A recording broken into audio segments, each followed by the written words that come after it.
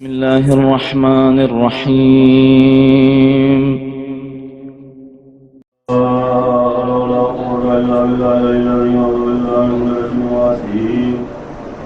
بسم الله الرحمن الرحيم. وقضى إلى الله يوم الحمد لله الذي لم يتخذ صاحبا ولا ولدا ولم يكن له شريك في الملك ولم يكن له ولي من الذل وكبره تكبيرا. والصلاة والسلام على النبي الكريم وعلى آله وصحبه الهاشمي الفضيلة الإسلامي مولانا ولقب القاسم محمد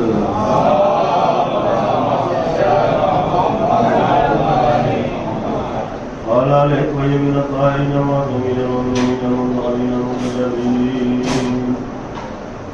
الذين أنزل لهم الرزق وقالهم تطهيرا.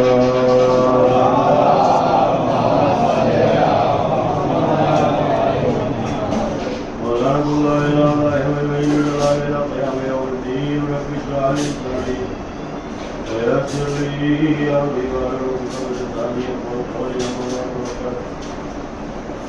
بسم الله الرحمن الرحيم.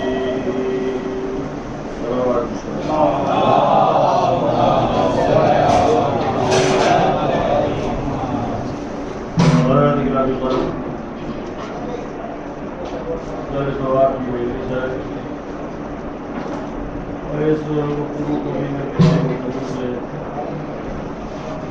مربوط کیے رہتا ہوں تاکہ مضمون اور آسان ہو جائے. تو یہ اپنے آپ میں خود جو اصطلاح ہے ہمارے یہاں ایصال ثواب، یہ خود ایک مستقل موضوع ہے. ایصال کے معنی ہی یہی ہے متصل ہو جانا. کہ دو کیفیتیں ہیں. ایک منزل ہے جسے کہتے ہیں مرافع. یہ بات کو توجہ رکھیے، ذہنی کے بعد شرط ہے اور میرے طرز گفتگو سے واقف ہے. پہلا مرحلہ ہے ارادت الطریق کا. پہلا مرحلہ ہے ارادت الطریق کا. دوسرا مرحلہ ہے ایصال الی المطلوب کا. ارادت الطریق یعنی راہ رفتن در راہ محبوب، اقدام کرنا آستانہ محبوب کی طرف راہ پیمائی کرنا. یہ ارادت الطریق کی منزل ہے جہاں ہم پہلا قدم بڑھاتے ہیں منزل تک پہنچنے کے لیے. منزل تک پہنچنا نہ پہنچنا ایک الگ مسئلہ ہے، لیکن سب سے پہلا مرحلہ قدم بڑھانا ہے. اگر قدم ہی نہیں بڑھایا تو منزل کا تو تصور ہی باطل ہے. منزل کا تصور ہی باطل ہے. جب قدم ہی نہیں بڑھایا گیا تو پہلا مرحلہ ارادت الطریق ہے، یہ بنیاد ہے. اور اس کی جو تکمیل ہے وہ ایصال الی المطلوب ہے. جب عارف، محب، سالک متصل ہو جائے اپنی منزل سے، اور جب منزل سے متصل ہو جائے تو منزل کو پا لے تو تکان سفر کا احساس نہیں ہوتا، نہ زحمت سفر کا احساس ہوتا. اس لیے کہ متصل کا منزل ہو گیا. تو اتصال منزل کے لیے محبوب سے رابطہ شرط ہے. اگر رابطہ نہیں ہے تو وہ ارادت الطریق ہی کیوں کرے گا؟ بھائی رخ تو اسی طرف ہوگا جدھر توجہ مبذول ہوگی. اگر توجہ ہی اس طرف مبذول نہیں ہوئی تو رخ ہی کیوں ہوگا؟ رخ ہونے کا مطلب ہی ہے کہ توجہ اس طرف مبذول ہے. تو جب توجہ اس طرف مبذول ہے اور رخ ادھر ہے تو یہ ہر طرح کی بے رخی سے محفوظ ہے، کیونکہ اس کا رخ اپنے مطلوب کی طرف ہے۔ بات سمجھ رہے ہیں؟ فارسی میں نہیں پڑھا بھائی، اپنا اردو میں تو پڑھا، صلوات پڑھو محمد صلی اللہ علیہ وسلم۔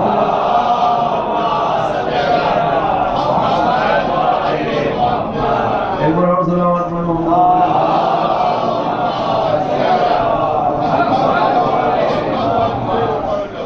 کیوں؟ پہلے مرحلے میں خادم نے جو پہلی گفتگو شروع کی تھی کہ نفی غیر، تو غیر کیا ہے؟ غیر میں سب کچھ ہے۔ ہم یہی سمجھتے ہیں کہ لا کہہ کے ہمیں لا دھبل اور بوت اور یہ وہ اس کی نفی کرنا ہے، اس کی نہیں۔ غیر میں سب کچھ ہے، ہمارے اندر بھی جو بت ہیں، کبر کا، نخوت کا، غرور کا، تنفر کا، غیبت کا، ان سب کی نفی کرنا ہے۔ آئیے سرکار صلوات پڑھیں محمد علیہ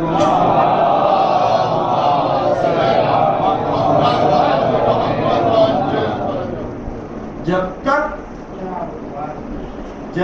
ان سب کی نفی نہیں ہوگی تو پھر استثناء کے ساتھ اس بات کیسے ہوگا؟ اب میری طرف دیکھیے، اس بات کیسے ہوگا؟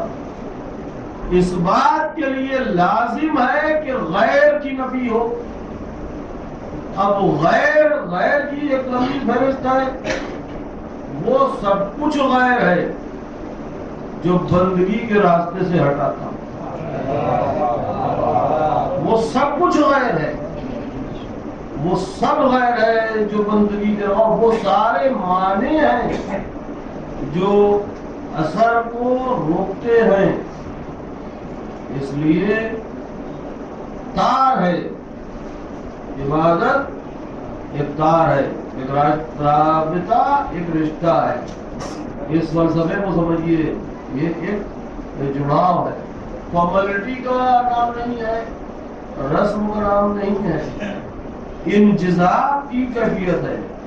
جو سیر و سلوک کی وادی ہے، مولوی صاحب آپ سے توجہ چاہتا ہوں جی، تو جو سلوک کی جو وادی ہے، جو سالکین کی، وہاں پہلی شرط انجذاب ہے، اور انجذاب اپنی ذات میں ہوگا پہلے۔ اگر اپنی ذات میں انجذاب نہیں ہوگا، توجہ، تو فیض بالکل سے، حالانکہ مثال نافذ ہے منطقی اعتبار سے، لیکن افہام و تفہیم کے لیے عرض کر رہا ہوں، بالکل ایسے سمجھیے جیسے روشنی فانوس کی وساطت سے جاتی ہے دوسروں تک،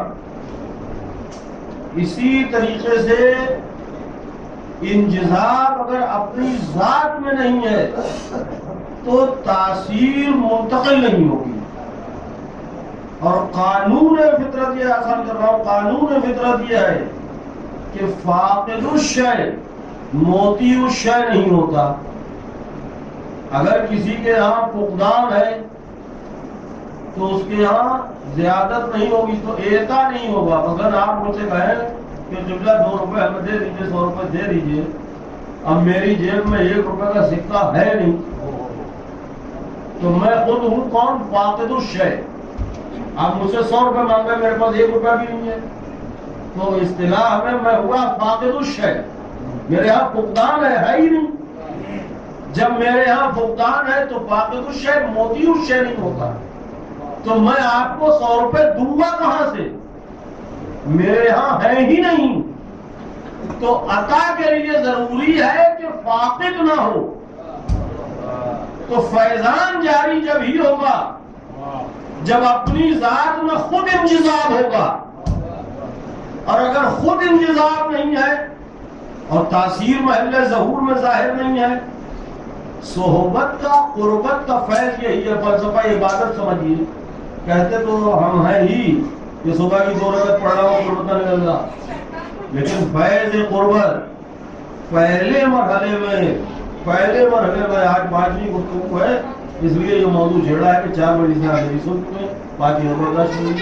پہلے مرحلے میں توجہ، ایک بار صلوات پڑھے منزل بلند.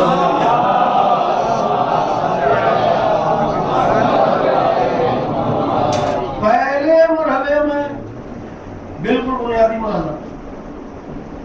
بنیادی مرحلہ یہ ہے کہ جب قربت ہے، عقلاء کا اس پر اتفاق ہے، آئیے عقلاء کا اس پر اتفاق ہے،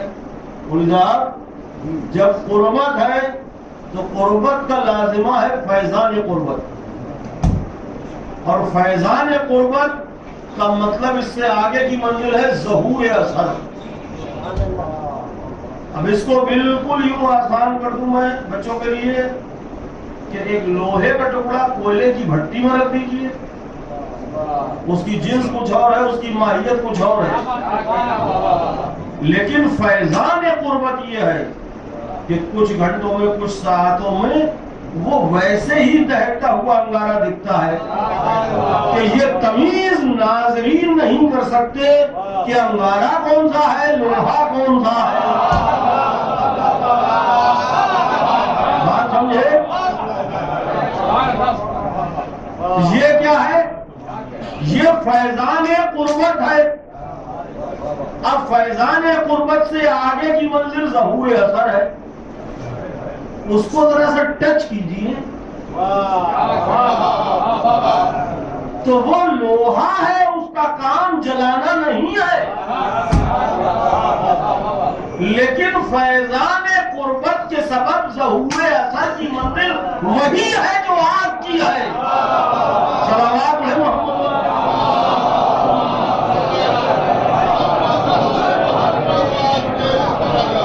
ہمارے دیگر صلوات پڑھتے محمد والے.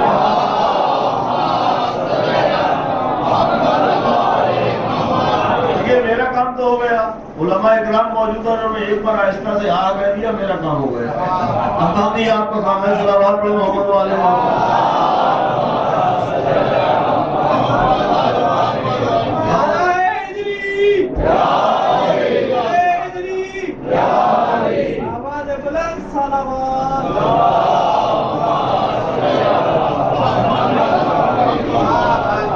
اب بڑی مصیبت اور نظام یہ ہے کہ قبلہ بیٹھے ہیں، قبلہ تعین کریں گے.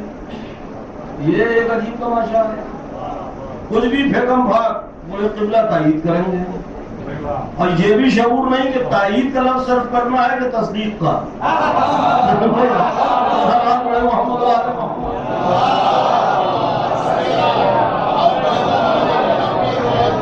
اب قبلہ کی مصیبت ہے، قبلہ جائیں تو تائید کریں، ٹوکے تو جھگڑا ہے، نہیں جائیں تو قوم کہے یہ دوسرے کی مجلس میں نہیں جاتے. اب پھنسے بیچارے، قبلہ کیا کریں؟ صلوات پڑھے محمد والے.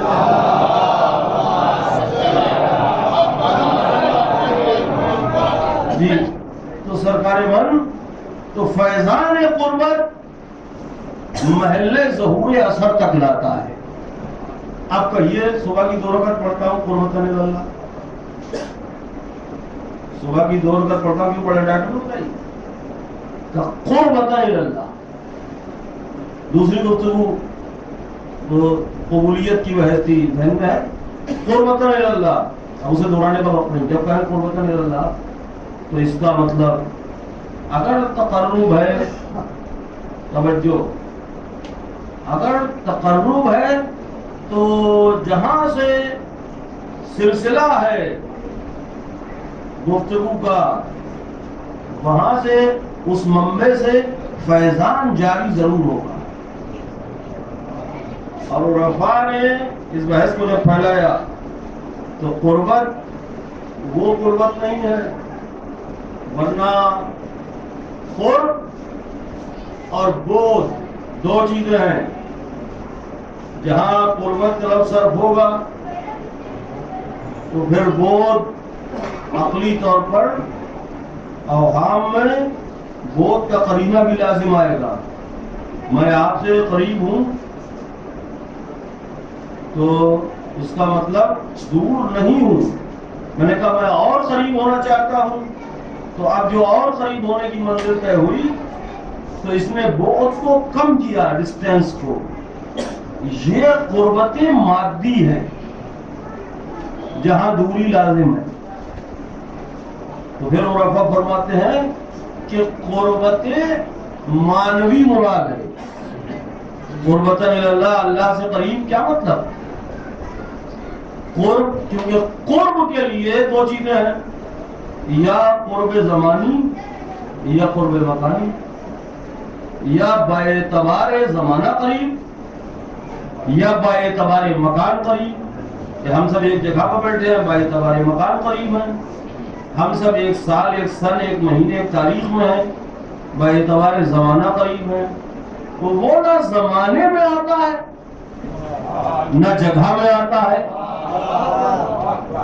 تو اگر اس قرب کا معنی یہ تسلیم کر لیا، یہ سا قرب، تو ماننا پڑے گا یا زمانے میں یا مکان میں. اور زمانے یا مکان میں دونوں میں سے کسی چیز کو بھی تسلیم کر لیا تو زمان یا مکان ظرف ہو جائے گا، وہ مظروف ہو جائے گا. جب وہ مظروف ہو جائے گا تو عقلاً یہ تسلیم کرنا پڑے گا کہ ظرف اس سے پہلے ہے، مظروف اس کے بعد ہے ظرف کے. تو جب وہ مؤخر ہو جائے گا، اول نہ رہے گا تو قدیم نہ رہے گا. جب قدیم نہ رہے گا تو حادث ہو جائے گا. جب حادث ہو جائے گا تو اجزاء ماننا پڑیں گے. جب اجزاء ماننا پڑیں گے تو ایک دوسرے جز کا محتاج ہو جائے گا. جب محتاج ہو جائے گا تو قادر نہ رہے گا. جب قادر نہ رہے گا تو خدا نہ رہے گا. ارے صلوات پڑھیں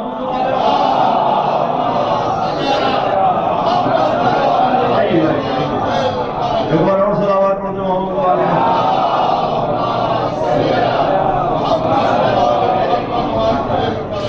تو اب قربت کی تو پھر عرفا نے کہا کہ قرب مانوی مراد ہے، جو ہمیں ہر لمحہ ذات احدیت سے قریب کرتا ہے. ابھی اور ابھی اور ابھی اور. اس لیے حدیث دہرائیے، الصلاۃ معراج المومن، مومن کی معراج ہے نماز. معراج کا فلسفہ یہی ہے، اور قریب اور قریب، اتنو منی کی منزل ہے، اور قریب آؤ اور قریب آؤ اور قریب آؤ. الصلاۃ معراج المومن. اب نیت کیجئے قربت اللہ. صلوات پڑھیں محمد علی محمد.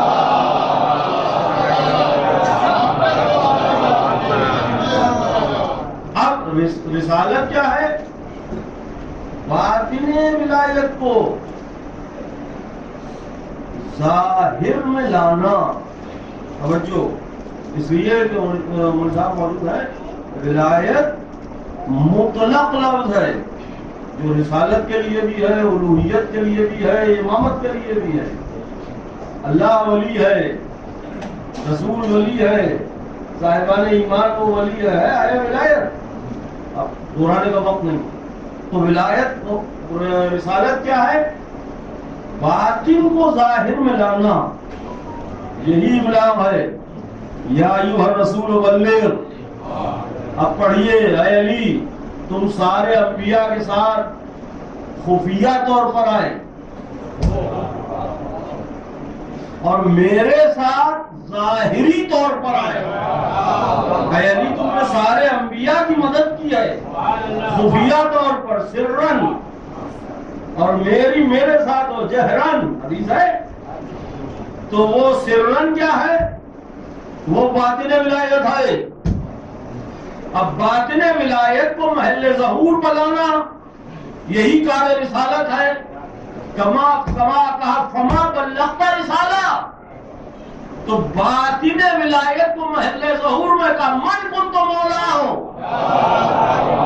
صلوات ہے محمد والے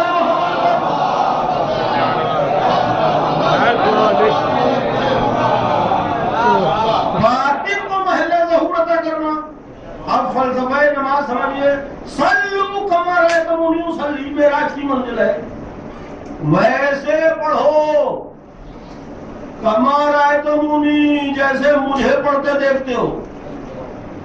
اب یہ رأیتمونی ہے، یہ جو رأیتمونی اس کا جو ترجمہ ہوا جو جیسے مجھے پڑھتے دیکھتے ہو. اب یہاں دیکھنے سے مراد یہی سمجھا گیا کہ سرکار سجدے میں کیسے جاتے تھے، سرکار قیام کیسے فرماتے تھے، سرکار پیروں کے انگوٹھے کیسے ہوتے تھے سجدے میں، ہاتھ کہاں ہوتے تھے، یعنی ظاہر صلاۃ۔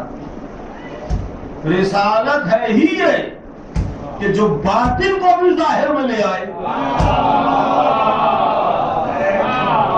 نہیں سلام محمد والے محمد۔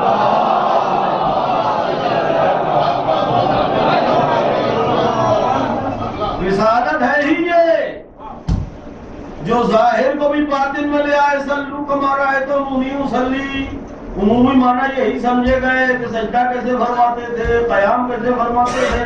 سرکار نے فرمایا ویسے پڑھو جیسے مجھے پڑھتے دیکھتے ہو۔ یہ باطن صلاۃ ظاہر صلاۃ کب بنا؟ یہ باطن صلاۃ، معاف کیجیے بنا کا لفظ غلط صرف کیا میں نے، یہ ظاہر باطن صلاۃ محل ظہور میں کب آیا؟ حضور سجدے میں پشت پر نواسا آ گیا، اب سجدے کو طول ہو رہا ہے، سبحان ربی الاعلی و بحمدہ۔ اب حدیث پڑھیے صلو کما رأیتمونی اصلی، نماز ویسے پڑھو جیسے مجھے پڑھتے دیکھا۔ اب خادم ترجمہ کر رہا ہے وہی نماز معراج ہے جن میں حسین ہے۔ صلوات محمد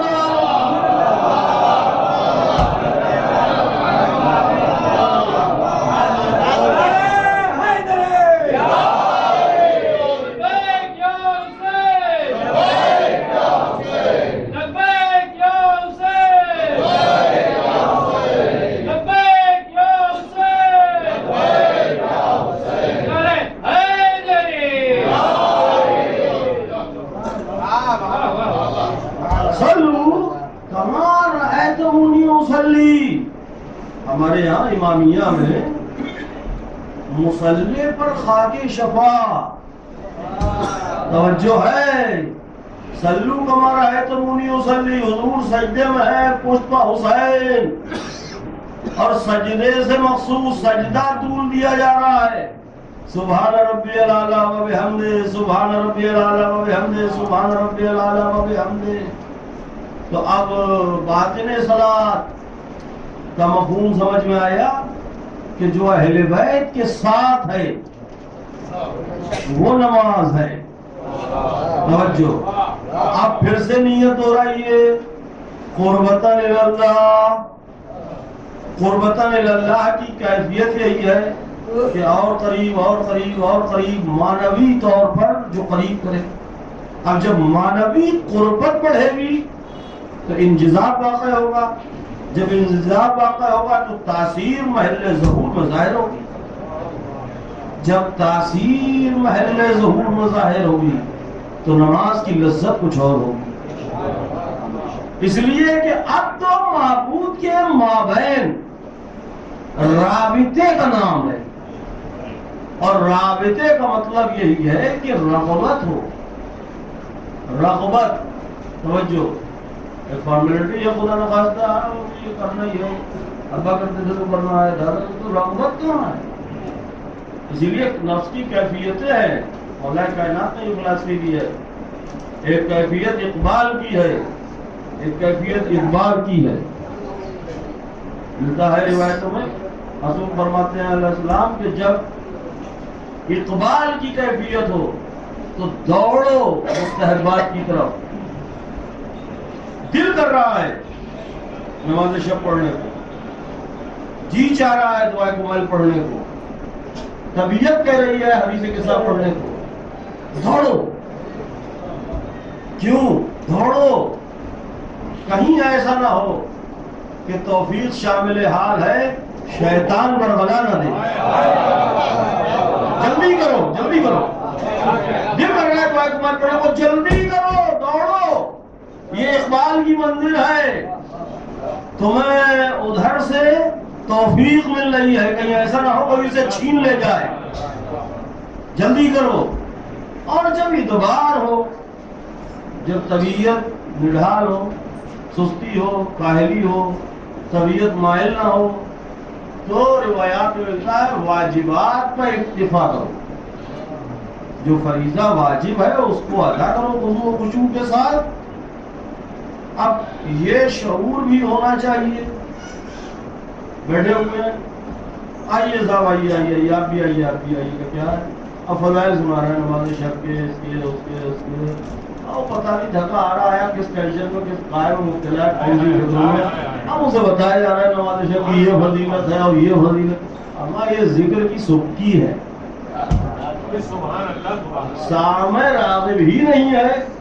اب ہوں وہاں کر رہا ہے بیچارہ بیٹھا پھنس گیا اور گھر پاس آ گیا. اب وہی بات جو چائے پلا کے شعر سناتے ہیں زبردستی خام مقام پر سنتے نہیں, اور اس کا موڈ ہی نہیں ہے. یہ سبکی ہے ذکر کی. جب رغبت نہیں ہے وہ تو غریب کو کیوں سنا رہے ہو؟ جب رغبت ہو تو سناؤ تاکہ تاثیر محل ظہور میں ظاہر ہو. سمجھے؟ اب یہ پتہ چلا ایک مولوی صاحب آئے چھوٹا, اب وہ عمل بتا رہے, بولے 41 بار سورہ یاسین پڑھنا, 41 بار. اب تو پھنس گیا بیچارہ. ایک دن پڑھی, 2 دن پڑھی, بہت اچھی لگی. تیسرے دن جب اس نے 10 بار پڑھ لی تو اب گننا شروع کیا. ابھی 30 رہ گئی, 31 رہ گئی, ابھی 30 رہ گئی, ابھی 29 رہ گئی. جہاں سے یہ گنتی شروع ہوئی رغبت ختم ہو گئی. سمجھے؟ یہ محبت و بنیا گیری کا فرق ہے. سمجھ میں آئی؟ محمد والے محمد.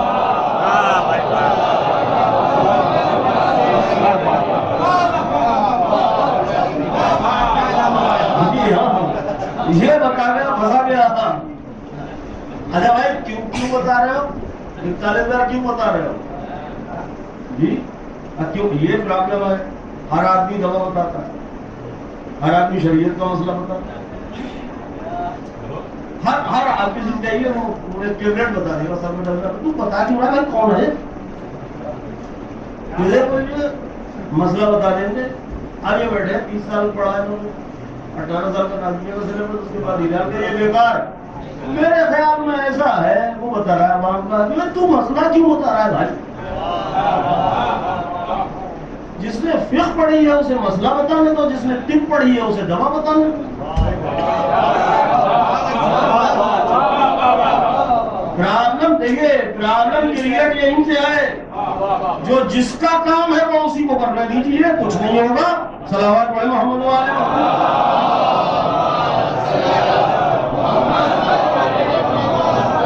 جو کریشن آف پرابلم ہے وہ یہیں پر سے ہے. جو جس کا کام ہے وہ اسے کرنے دیجیے. اب بھائی تم کیوں بتا رہے ہو 41 بار پڑھیں؟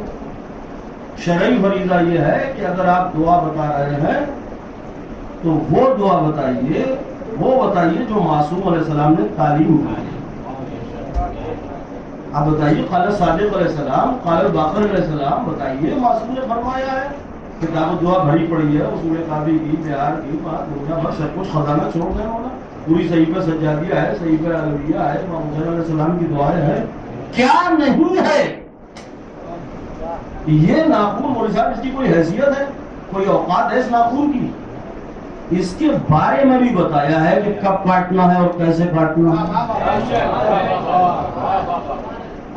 تو یہ دعائیں پڑھنے کے لیے آپ کے لیے چھوڑ دی, فرضی باتیں بےہودہ. اتنے بار یہ پڑھو, اتنے بار وہ پڑھو. کیوں پڑھو؟ بات وہ بتائیے جو اہل بیت نے بتائی ہے. اصطلاح علماء میں اسی کہتے ہیں معصورہ. معصورہ کا مطلب وہ عمل, وہ دعا جو اہل بیت علیہ السلام نے تعلیم فرمائی ہے. اب تعداد معین اہل بیت علیہ السلام نے نہیں کی. اہل بیت علیہ السلام نے تعداد معین نہیں کی. آیت الکرسی پڑھو, پڑھیے آپ. آپ یہ کہنے والے کون ہیں کہ 11 بار؟ معصوم نے تو صرف پڑھنے کے لیے کہا ہے. یہ 11 بار آپ نے داخل کہاں سے کیا؟ یہ 110 بار آپ نے داخل کہاں سے کیا؟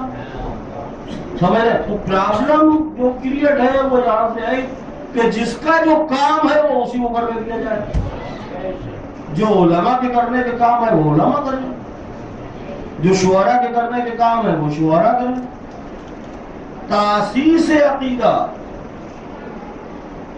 تبلیغ عقیدہ, ترویج عقیدہ, تاسیس عقیدہ ہمارا کام نہیں ہے. کہ ہم بنائیں عقیدہ، ہمارا کام ترویج عقیدہ، تاسیس عقیدہ، یہ اہل بیت علیہ السلام کا کام ہے۔ عقائد کی تعلیم انہوں نے ہمیں دی ہے، اب علماء ہوں، خطباء ہوں، شعراء ہوں، ترویج ان کا کام ہے، بنانا ان کا کام نہیں ہے۔ تو اس فلسفے کو سمجھے، میں اپنے موضوع پر آؤں پلٹ کے، تو رغبت اگر رجحان اور رغبت کا فقدان ہے تو وہ جو تار جڑے ہوئے ہیں عبادت کی، وہ رابطہ، وہ جو دھاگا ہے، ایسا محسوس ہوتا ہے مصلی پر جیسے عبد و معبود میں گفتگو ہو رہی ہے۔ دعا کی فلاسفی پر غور کیجیے۔ آپ نے ہم سے کہا، ایک بچہ آیا، اس نے کہا مولوی صاحب میں پریشان ہوں، کچھ دے دیجیے۔ میں نے 1000 روپے جیب سے نکال کے دے دیے۔ 2 دن بعد پھر ملا، بولا مولوی صاحب پریشان ہوں، کچھ دے دیجیے۔ اتفاق سے میں نے آج بھی 1000 روپے دی، پھر ملا تو آپ کی میں نے 500 کا نوٹ دیا۔ پھر ملا تو میں نے آپ کی 100 روپے دیے۔ مجھے پتہ چل گیا کہ اب ملے گا تو میں نے کہا کچھ چھٹا ڈال لینا ہے، وہ لڑکا میں وہ جو پہلی بار 1000 دیے تھے اس کا کیا ہوا؟ فلسفہ دعا دیکھیے، یہ جو سڑک پر فقیر مانگتے ہیں، آپ چلر رکھتے ہیں ان کو دینے کے لیے، ضرورت مند وہ بھی ہے، چلر کیوں رکھتے ہیں؟ قرینہ یہ ہے، عقلی اور نقلی بات یہ ہے کہ کثرت سوال وقعت کو ختم کر دیتی ہے۔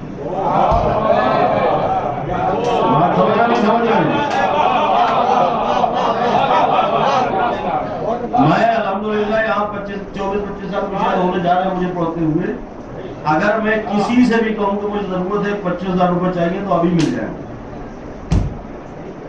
لیکن اگر یہ کام میں روز کر دوں تو ہو سکتا ہے میرا بھی نام رسیدی ہو جائے۔ کیا ہوا؟ کثرت سوال وقعت کو ختم کر دیتی ہے، پھر نوبت چلر کی آ جاتی ہے۔ کیا کرم ہے اس ذات کا کہ وہ کہتا ہے سب سے محبوب عمل ہے دعا، مانگتے رہو مجھ سے، یہاں کثرت سوال سے عزت بڑھتی ہے، وقت ختم نہیں ہوتی۔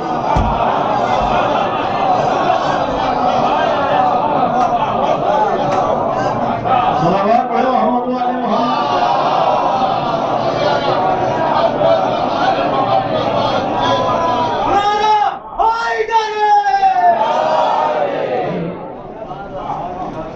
ایک بار اور صلوات پڑھو محمد والے محمد۔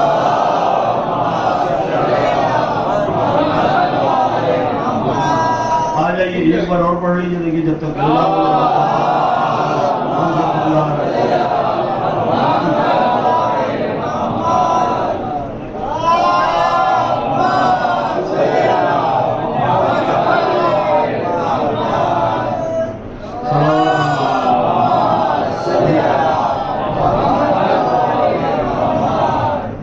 کثرت سوال، اجازت اللہ، کثرت سوال وقت کو ختم، وہ شان کبریائی ہے جو کہتے ہیں کہ کثرت سے سوال کرو، مانگو مجھ سے، استجب لکم، میں قبول کروں گا۔ یہ بالکل جیسے راز و نیاز کی گفتگو ہو رہی ہے عبد اور معبود کے مابین، تو رغبت کا فلسفہ یہی ہے، اور اس نے بہت سے رموز کو بہت سی چیزوں میں رکھا ہے، بہت سی چیزوں کو بہت سی چیزوں میں رکھا ہے۔ صلہ رحم، ماں باپ کی رضا، ناراضگی، ان سب چیزوں میں بہت سی چیزوں کو رکھا ہے۔ اس نے ایک الگ مضمون ہے، کبھی عرض کروں گا، اس کا فیض و غضب، اس کی رضا، اس کا رحم، یہ ساری چیزیں وہ ہیں جو ان سب چیزوں کی عکاس ہیں۔ اس لیے جب ماں باپ کی منزل آئی، رغبت کا فلسفہ سمجھ لیا، تو کہا وبالوالدین احسانا، ماں باپ والدین کے ساتھ احسان کرو۔ ہمارا اردو کا احسان اور ہے، عربی والا احسان اور ہے۔ ہم تو احسان یہ سمجھتے ہیں کہ بغیر کسی بنا استحقاق کے ہم نے کچھ کسی کے ساتھ کر دیا۔ ایک ہمارا بھائی ہے، ہمارا رشتے دار ہے، اس کا حق ہے ہم پر، ہم نے اسے 10,000 روپئے دے دیے، تب وہ تو ہمارا فرض ہی تھا، تو اسے کوئی مطلب ہی نہیں۔ ہم اسے تو ہم اس کو سمجھتے ہیں، ہمارے یہاں اردو میں جو احسان کا لفظ صرف ہوتا ہے یہ معنی احسان، عربی میں یہ معنی احسان کے نہیں ہے۔ توجہ، پہلی بات تو ہے قبلہ وبالوالدین احسانا۔ آپ کلکٹر صاحب ہیں، کمشنر صاحب ہیں، ابا کے لیے 4 نوکر لگا دیے، اماں کے لیے 6 خادمائیں رکھی، تو یہ بالوالدین احسانا نہیں ہے، للوالدین احسانا ہے جی۔ یہ بل بے انصاف کے معنی دے رہی ہے جی، انصاف کے معنی ہے وبالوالدین احسانا، بے انصاف کے معنی وابستگی کے معنی، وللوالدین ماں باپ کے لیے، وبالوالدین ماں باپ کے ساتھ، یعنی آپ کی معیت ہو، سمجھے فرق؟ ابا کے لیے 4 نوکر لگا دیے، پیسے بھیج رہا ہے مطلب نہیں، وبالوالدین چپکے رہو ماں باپ سے، صلوات محمد وعلی محمد۔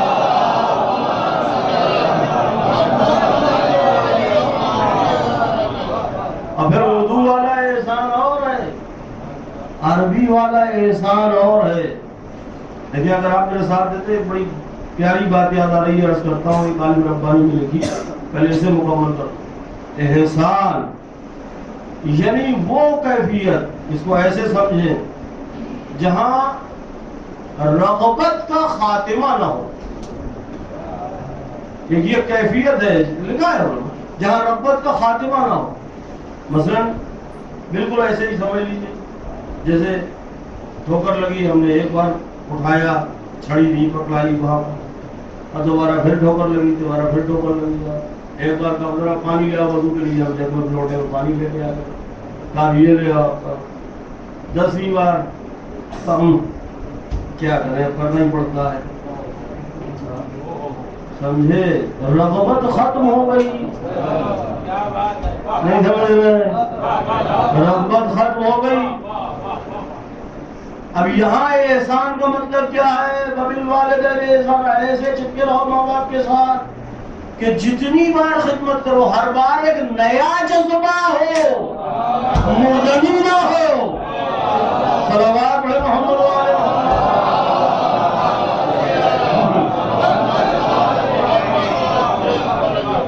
رغبت بڑھتی رہے کہ اب کچھ اور، اب کچھ اور، اب کوئی موقع اور مل جائے خدمت کا۔ کمال رغبت، یہ احسان کا ترجمہ، اس کے قریب کا ترجمہ آیا، وبالوالدین احسانا۔ اور کتنی نفیس قدریں رکھی کہ جب آؤ تو کاندھے جھکائے ہوئے، یہ بندگی کے رموز ہیں، کیونکہ بندگی سے بندوں کو جدا نہیں کیا جا سکتا۔ جب آؤ تو کاندھے جھکائے ہوئے، انکساری کی کیفیت ہے۔ منزل تعارف میں یہ بھی شرفا کا ایک طریقہ ہے۔ ہماری تہذیب یہی ہے کہ ہمارے یہاں اگر مہمان آتا ہے تو یہ کوشش رہتی ہے کہ مہمان کو یہ نہ بتانا پڑے کہ میں فلاں ہوں۔ بزرگوں نے جو قرینہ سکھایا ہے وہ یہ ہے کہ آپ بتائیے، آئیے تشریف لائیے، آپ کو ان سے ملواتے ہیں، یہ فلاں صاحب ہیں، انہوں نے فلاں جگہوں پہ PhD کی ہے، یہ ہے وہ ہے، یوں۔ تو اگر وہ خود کہے میں فلاں ہوں تو ایک احساس اسے ہوگا کہ مجھے جانتے نہیں ہیں لوگ، یعنی ایک شخصیت کو اس احساس سے بھی بچانا ہے کہ اسے یہ احساس ہو کہ مجھے یہ نہیں پہچانتے۔ اس احساس سے بھی بچایا ہے. یہ تہذیب رکھی ہے کہ تمہارا مہمان ہے تم تعارف پر آنا. اب آپ تو ہو گئے کلکٹر, پڑھ لکھ کے بنایا ہے جس نے, وہ 65-70 برس کا ہے, اس کے کاندھے جھکے ہوئے ہیں, اب اس کے شولڈر نہیں ہیں, اب آپ کے شولڈر بنے ہوئے ہیں. قرآن کہہ رہا ہے جب اس کے سامنے آنا تو کاندھے جھکائے ہوئے. اسے اپنے زمانے کے جانے کا بھی احساس نہ ہونے دینا. کیا باریک بات ہے. اسے اپنے زمانے, اور تمہارا قرینہ ایسا ہو کہ جب آؤ کاندھے جھکائے ہوئے.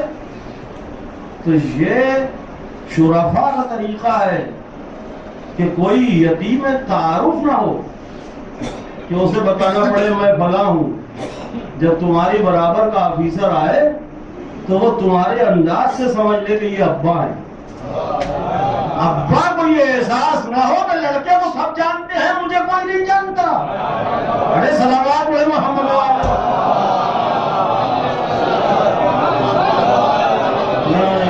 صلوات علی محمد.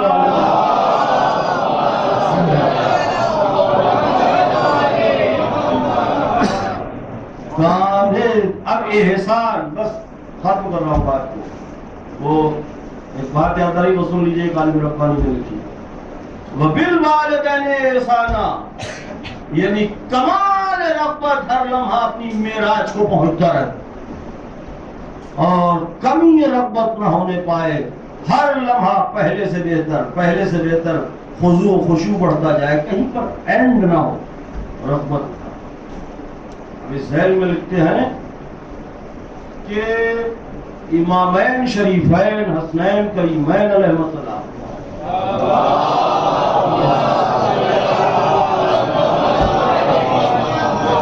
ان کے لیے روایت ہے, انہوں نے لکھا ہے روایت کی ہے سرکار کے لیے اور مولا کائنات کے لیے تو ہے ہی, یہ باپ ہے امت کے. لکھتے ہیں امامین شریفین علیہ السلام کے لیے روایت ہے کہ یہ دونوں باپ ہیں امت.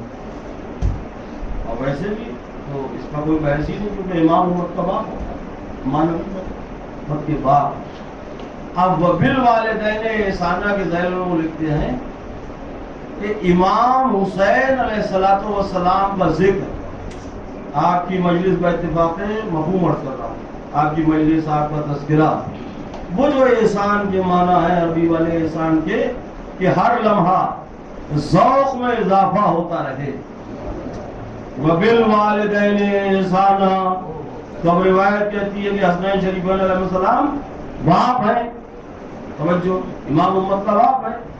تو وبالوالدین احسانا, تو وہ لکھتے ہیں کہ امام مظلوم علیہ السلام کی عزاداری کی ایک کیفیت ہے کہ جتنی بار بھی فرش ارضا بچھاتا ہے مومن, ہر بار نئے جذبے کے ساتھ رغبت میں اضافہ ہی ہوتا ہے. صلوات علی محمد.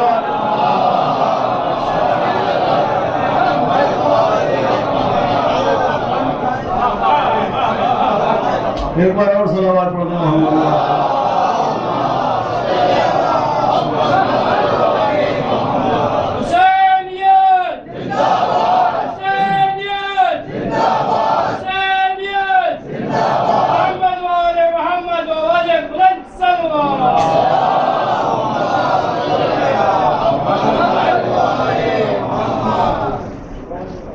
بس میں نے ختم کی گفتگو. تو یہ ایک رشتہ ہے, ایک رابطہ ہے, یہ قرابت ہے. ایک بار دہرائے دیتا ہوں مصرع اولا کہ انجذاب شرط ہے قربت. اگر جذب تاثیر نہیں ہے تو قربت. بالخصوص اربعین امام حسین علیہ السلام, چونکہ اربعین کی اصطلاح احادیث میں وارد ہے, 40 دنوں کی اصطلاح وارد ہے قرآن میں, حدیث میں, کہ 40 دن تک اگر کوئی پاکیزہ حالت پر رہتا ہے, ریاضت کرتا ہے, کوئی اچھا ذکر کرتا ہے, کوئی اچھا عمل کرتا ہے, اسے تاثیر ظاہر ہوتی ہے. یہ مضمون ہے روایات میں, حدیث میں ملتا ہے.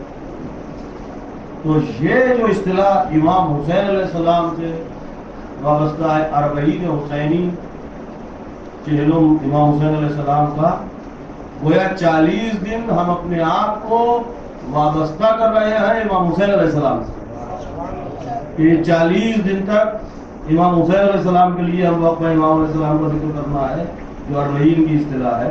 غزالی تو سوا تو مانگے سکے لیکن اربعین کی اصطلاح ہے. میں اس رعایت کا فائدہ اٹھا کے مفہوم عرض کر رہا ہوں.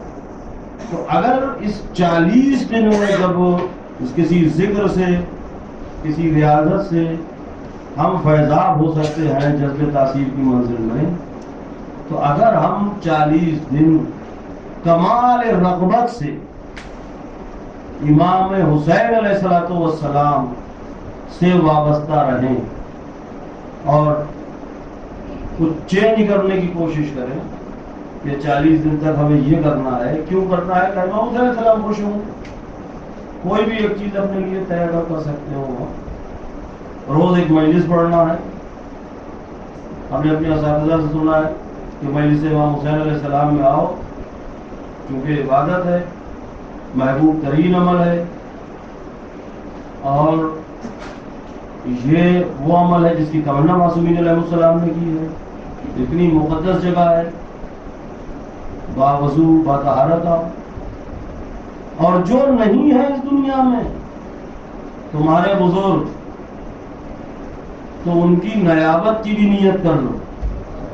مجلس میں جا رہے ہیں، ابا کی طرف سے بھی جا رہے ہیں، تاکہ وہ جو چلے گئے اس دنیا سے اب عمل کا موقع نہیں آئے تو وہ بھی محروم نہ ہو. صلوات پڑھے محمد والے محمد.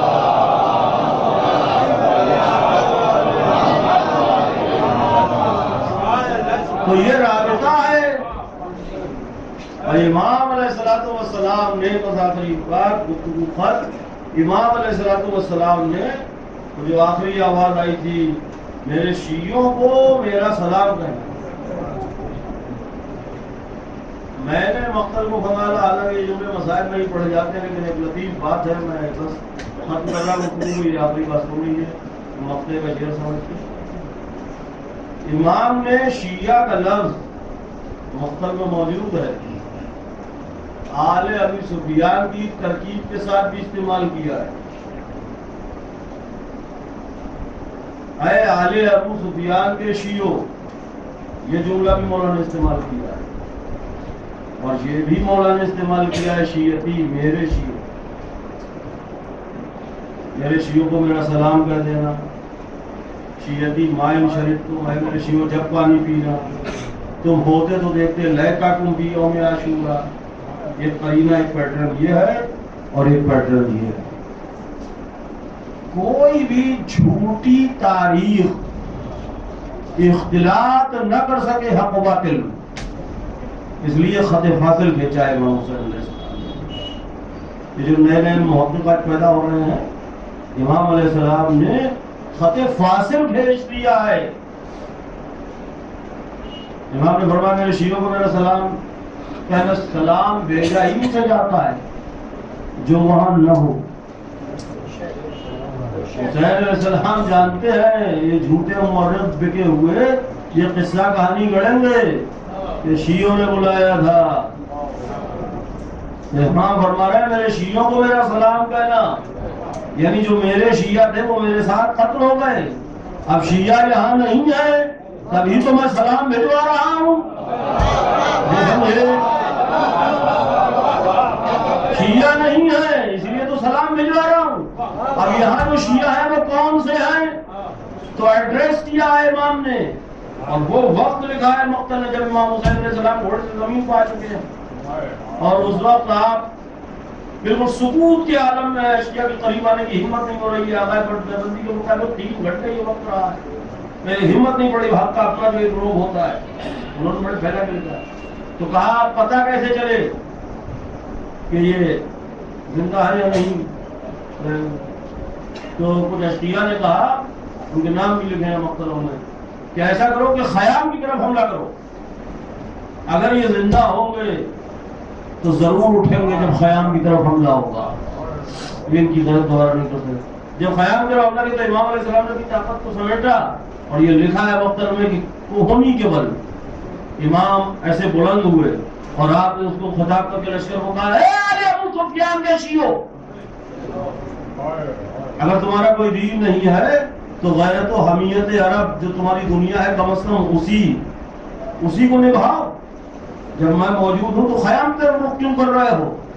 تب امام نے دونوں ٹائٹل دیے. میرے شیعوں کو میرا سلام کہنا، یعنی میرے شیعہ یہاں نہیں آئے. اور یہ جو حملہ آور ہو رہا ہے ان سے کہا ہے آل ابو سفیان کے شیعوں. حسین نے قیامت تک کے لیے بتایا کہ کون سے شیعہ تھے جو حسین کو قتل کر رہے تھے. صلوات علی محمد و آل محمد.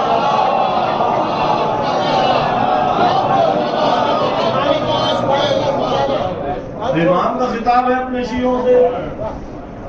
شیعتی مائن شریف کو معارفین فذکرونی، جب پانی پینا تو میری پیاس یاد کرنا،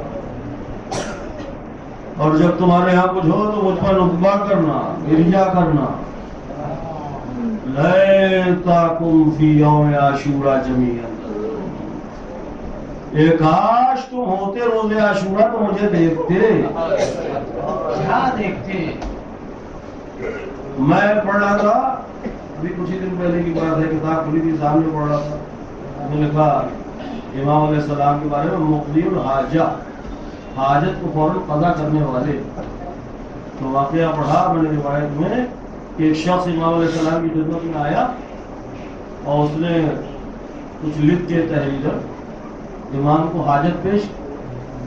امام نے پڑھا نہیں فوراً اس کی حاجت رکھ کر ختم بات. کہا جو صحابی امام کے تھے کہا کہ مولا دیکھ تو لیتے اس میں کیا مانگ رہا ہے، کیا لکھا ہے.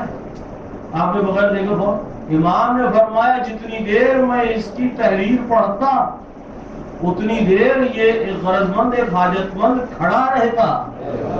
مجھے یہ بھی گوارا نہیں ہے کہ کوئی صاحب غرض کھڑا رہے اس انتظار میں کہ کب اٹھتی حاجت.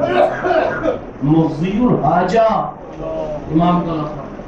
تو امام کیا فرما رہے؟ تم ہوتے تو دیکھتے میں اپنے بچے کے لیے پانی کیسے مانگ رہا تھا. صبح سے عصر تک لاشیں اٹھانے والے حسین نے یہ نہیں فرمایا تم ہوتے تو دیکھتے میں نے قاسم کا لاشا کیسے اٹھایا، اکبر کا لاشا کیسے اٹھایا، عباس کے شانے کیسے اٹھائے. نہیں، تم ہوتے تو دیکھتے کہ میں پانی کیسے مانگا. روایت ملتی ہے کتاب حیات الستین میں سرکار مجلسی کی کہ اہل امام حسین علیہ السلام میں شہادت امام حسین علیہ السلام کے بعد کوئی شخص مدینے میں داخل ہوا، مسجد نبوی میں آیا. اس نے کہا لوگوں سے میں شریف ہوں اور ضرورت مند، مجھے کوئی ایسا دروازہ بتاؤ جہاں میری آبرو رہ جائے اور میری ضرورت بھی. بیک زبان سبوں نے کہا وہ ایک ہی دروازہ ہے، بطول کے بیٹے کا دروازہ. امام کی خدمت میں آیا، اس نے جو ضرورت بتائی مولا نے قبا کی جیب میں ہاتھ ڈال کے کوئی 200 درہم دینار جو بھی سکہ جو لوگ تھا اس کے سپورٹ کر دیا. امام کے ساتھ میں دیکھتے وہ یوں کر کے دیکھنے لگا تو وہ کہنے لگے بھائی تم نے کچھ بیچا خریدا تھوڑی ہے، جاؤ امام کی اپنے مصرف میں لاؤ. امام بلند آواز سے بھی کسی سے نہیں بولتے تھے، امام حسین السلام بارے میں مشہور ہے، لیکن امام نے فوراً ڈانٹا انہیں. امام نے کہا اس سے معافی کے خواستگار ہو تم. کہا مولا میں نے کسی ایسے میرا کوئی مقصد نہیں. تو امام نے کیا فرمایا؟ فرماتے ہیں کتاب حیات الستین میں لکھا سرکار مجلسی نے، امام فرماتے ہیں تم کیا سمجھتے ہو کسی شریف کے لیے دست سوال بڑھانا کتنی بڑی مصیبت ہے. وہ حسین جس نے کبھی کسی سے کچھ مانگا نہ. اب امام کے اس مصرے کو دہرائیے، لیتاکم فی یوم عاشورا، کاش تم ہوتے تو دیکھتے تم سب کہ میں اپنے 6 مہینے کے بچے کے لیے پانی کیسے مانگ رہا. وہ حسین جس نے کسی سے کچھ نہ مانگا ہو وہ سوال آپ کر رہا ہے. کیا بیت گئی امام حسین علیہ السلام. میں اسی میں مجلس ختم کر رہا ہوں، 2 جملے سن لیجیے. جواب کیا ملا؟ تیر سے شعبہ قائل نہ ہو مولا اختا کلام الحسین. تیر سے شعبہ علی اصغر کا گلا چلا. مشہور ہے کہ حسین کا بازو چلا. مجھے نہیں معلوم سلطان کربلا نے تیر کیسے نکالا، عجب نہیں ترائی کا رک کر کے آواز دی ہو عباس میرے بھائی، دیکھو حسین کس منزل پکڑا، تیر نکالا۔ ہاں میں نے روایت میں پڑھا، مقتل میں پڑھا کہ یہ 5-6 مہینے کا سن ہی کیا ہے، گلا خشک ہے، 3 دن کی پیاس ہے، اور جب تیر لگا تو یہ لازمہ ہے کہ ہچکی آنا چاہیے۔ میں نے پڑھا ہے مقتل میں کہ شہزادے علی اصغر علیہ السلام کو تیر لگنے کے بعد ہچکی تو آئی، مگر جو ہچکی آئی، ہچکی کی ایک آواز، ایک ساؤنڈ ہوتی ہے، مقتل نے لکھا ہے اس ہچکی میں آواز نہیں تھی، پیاس کا اثر اتنا تھا کہ صرف ہونٹوں کی حرکت ہو گئے۔ اور یہ جو سرے رضاعت کے بچے ہوتے ہیں نا، 6 مہینے کے، 8 مہینے کے، یہ بچے دودھ اگلتے ہیں، خون نہیں اگلتے۔ کائنات کا واحد باپ حسین ہے، جس نے اپنے 6 مہینے کے بچے کو خون اگلتے دیکھا۔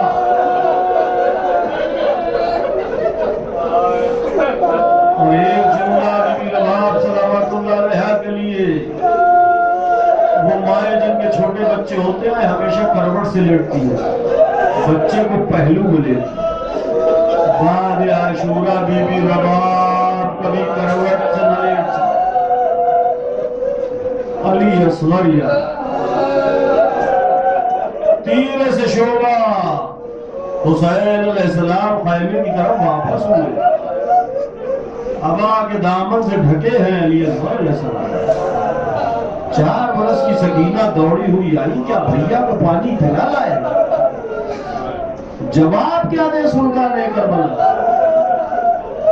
جواب نہ دیا، آہستہ سے ابا کا دامن، ایک چیخ ماری سکینہ نے اور دم بخود ہو گئی، جیسے چپ لگ گئی، اور اس کے بعد حسین آگے بڑھے، بی بی رباب سے سامنا ہوا، کہا کیا ہوا؟ کچھ نہ کہا، ابا کا دامن ہٹایا، ایک آئے سر پھیر کے کہا یا بنیا اب مثل کا ینہر، اے میرے لال کیا تیرے جیسے بچے بھی نہر دیے جاتے ہیں، تیروں کا نشانہ بنائے جاتے ہیں؟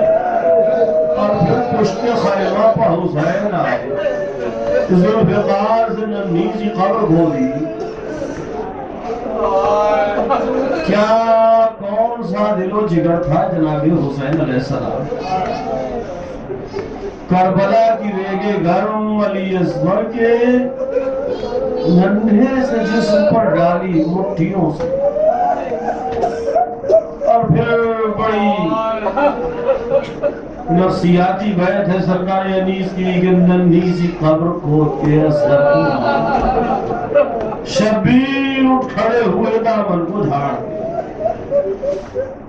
پھر میدان نبرد میں آئے، گفتگو ختم ہو رہا، کسی نے آ کے حسین کو ادب سے سلام کر لیا، کہ کون ہے بھائی جو اس دشت میں آ گیا؟ ہم نے حسین کو سلام کر لیا۔ آنے والے نے کہا میں فاطمہ صغریٰ کا قاصد ہوں، یہ تو نہ کہہ سکے کہ شہ مشرقین ہوں، حضرت نے سر جھکا کے کہا میں حسین کا خط دے مجھے۔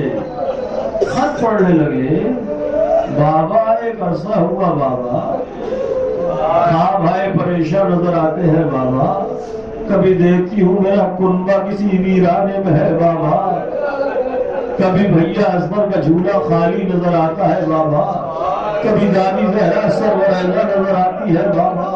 حسین خط پڑھ رہے تھے، قاصد نے ہاتھ ماتھے پر رکھا، کچھ تلاش کرنے لگا، کیا ڈھونڈ رہا ہے؟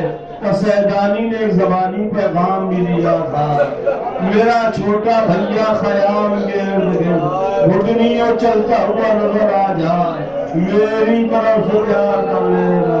اور کچھ کپڑے دیے تھے، حسین نے قاصد کا ہاتھ پکڑا، قبر علی اصغر پر لے آ،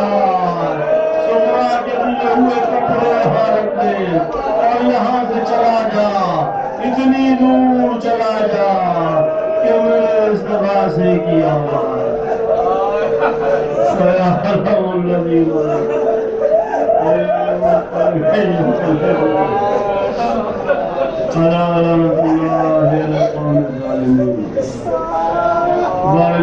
محمد والے محمد علیہ السلام ہماری اس مختصر عبادت کو قبول فرما، اور مرحوم جن کے ایصال ثواب کے لیے یہ مجلس اعظم منعقد ہوئی ہے، مرحومین جناب اظہر صاحب، حسن اطہر صاحب اور ذوالفقار حیدر اندھی، ان کے نام اعمال میں اس کا جو ثواب ہے اسے صرف فرما، ان کے جوارِ ائمہ علیہ السلام میں جگہ دے، دیگر ہمارے جو بھی مرحومین ہیں مرحومین سب کو جوارِ ائمہ علیہ السلام میں جگہ دے، ان کے درجات بلند فرما، مغفرت فرما، ہماری توفیقات میں اضافہ فرما، بحق محمد والے محمد علیہ السلام ہم سب پر رحم و کرم فرما دے، مقامات مقدسہ کی حفاظت فرما، علماء اعلام کا سایہ ہمارے سروں پر رکھ، ہمارے سرکار کے ظہور میں تاجیل فرما، ہمیں ان کے غلاموں میں شمار فرما، آمین یا رب العالمین۔ ماتم حسین ایک مرتبہ سورہ فاتحہ اور 3 مرتبہ سورہ نور کی تلاوت فرما کر مزید مرحوم حسن اختر صاحب اور ذوالفقار انجم کو حساب